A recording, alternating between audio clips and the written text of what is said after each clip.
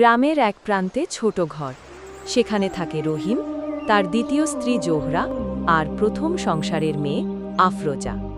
রহিম পরিশ্রমী, কিন্তু ভাগ্য তার সাথে যেন সবসময় লুকোচুরি খেলে। জোহরা আজও কাজ পায়নি। কি হবে এমন মানুষ দিয়ে? শুধু মেয়েটা ঝামেলা। মা, আমি কাজ করি, তুমি রাগ করো না। তুমি কাজ করবে? তোমার কাজ শুধু বোঝা বাড়ানো। আফরোজা চুপ থাকে, তার চোখে পানি এলেও মুখে হাসি। সে জানে রাগের জবাবে নীরবতা সবচেয়ে বড় ধৈর্য। মা, একটু ভাত দেবেন? সকাল থেকে কিছু খাইনি। এই ভাত আমার ছেলের জন্য, তুমিও যদি খাও কাল খালি হাড়ি থাকবে। ঠিক আছে মা, আমি পানি খাবো। সে ঘরের বাইরে এসে গাছের নিচে বসে। চোখের কোণ বেয়ে একটা অশ্রু পড়ে, কিন্তু ঠোঁটে হাসি। হে আল্লাহ, আমি তোমার বান্দি। আমি জানি তুমি আছো আমার পাশে। বেটি, তুমি একা বসে আছো? হ্যাঁ চাচা, এখানে বসে মন ভালো লাগে। তোমার মুখে সবসময় হাসি দেখি, মন খারাপ হয় না? হয়, কিন্তু আমি আল্লাহকে বলি, যা ভালো মনে করো তাই দাও। ইমাম সাহেব চুপ হয়ে যান। তিনি আফরোজাকে কিছু টাকা দিতে চান, কিন্তু আফরোজা বলে, না চাচা, আমি কিছু চাই না, শুধু আমার বাবার জন্য দোয়া করবেন। এই ছোট মেয়েটির নিষ্পাপ মুখে আলো জ্বলে ওঠে, যেন আল্লাহর রহমত নেমে আসে।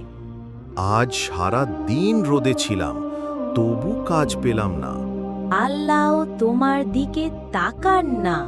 মা, এমন বলো না, আল্লাহ সব দেখেন। চুপ! তোমার মুখে ধর্মের কথা শুনতে চাই না। আফরোজা চুপ করে যায়। বাবা তার চোখে তাকিয়ে কষ্টে ভরে ওঠে। রহিম আল্লাহর কাছে মাথা নত করে বলে, হে আল্লাহ, আমি ব্যর্থ, কিন্তু আমার মেয়েটার মুখে যেন হাসি থাকে। চাঁদের আলোয় তার চোখে শান্তি। সে সুর করে পড়ে, নিশ্চয়ই কষ্টের সাথে আছে স্বস্তি। সূরা আশ-শর। হে আল্লাহ, আমি কিছু চাই না, শুধু আমার মাকে বদলে দাও, যেন সে ভালো হয়। তার চোখে পানি, কিন্তু মুখে প্রশান্তি। এই রাতেই শুরু হয় পরিবর্তনের সূচনা। রহিম ভাই, বাড়িতে আছেন কি? শহরের মুদি দোকান থেকে লোক ডাকছে, কাজ আছে, ভালো বেতনও। সত্যি? আমি তো বিশ্বাস করতে পারছি না। হ্যাঁ, আজই যেতে হবে। রহিম যেন নতুন জীবন পায়। আফরোজা দৌড়ে বাবাকে পানি দেয়, বলে, বাবা দেখো, আল্লাহ তোমার দোয়া শুনেছেন। মা, আজ তোদের জন্য পোলাও রান্না করেছি। আমার জন্যও?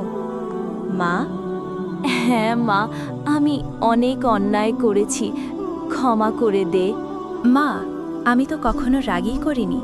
সেই ঘরে আজ শান্তি, হাসি আর ভালোবাসা। রহিমের মুখে গর্বের হাসি।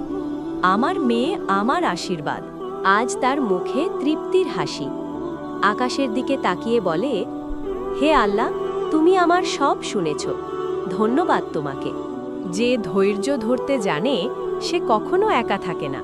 আল্লাহ তার সাথেই থাকেন। সৎ মেয়ের গরিবী ভাগ্য শেখায় ধৈর্য, ভালোবাসা আর ঈমানই জীবনের আসল সম্পদ।